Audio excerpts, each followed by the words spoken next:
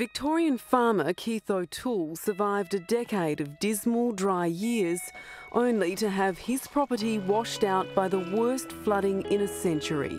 It must be hard after 10 years of drought. Very. Yeah, very hard.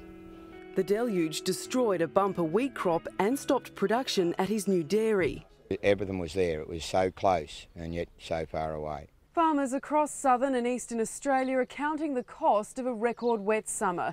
Mr O'Toole estimates he's lost around $1 million this year, and his son, who's also a farmer, is on the verge of giving up. He's to a stage now where, unless it looks like as if there's going to be some sort of future, he's ready to just throw the hands in the air. Few areas have escaped the excess rain.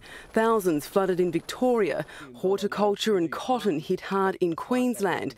Produce downgraded in New South Wales, South Australia and Tasmania. The West is still in drought. Grain farmer Peter Toohey shares the despair. He too spent a decade staring across dry plains. 3 floods since spring have been just as destructive. The drought years, you knew what was going to happen. It was just getting drier and drier. The crops died. Bugger it, it's gone. This year we had it. It was getting closer, and we've just seen it disappear before our very eyes, and that's been the hardest bit to take. Crops that survived will be downgraded from premium food grain to stock feed.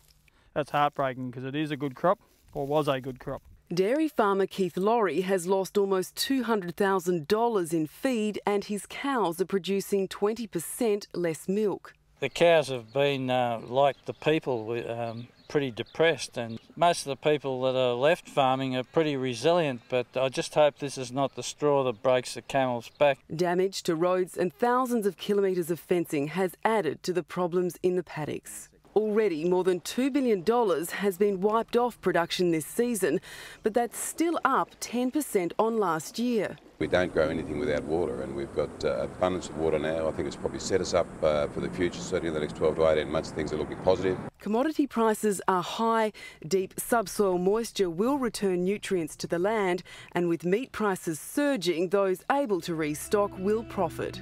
Farmers are optimistic and realistic about the challenges ahead. The moisture will help maybe set up for a good year next year, but it might get too wet, so we don't know anymore. Climate change is climate change. If there's a glimmer of hope that we can rebuild, we'll rebuild, because I never give up. Emily Rice there.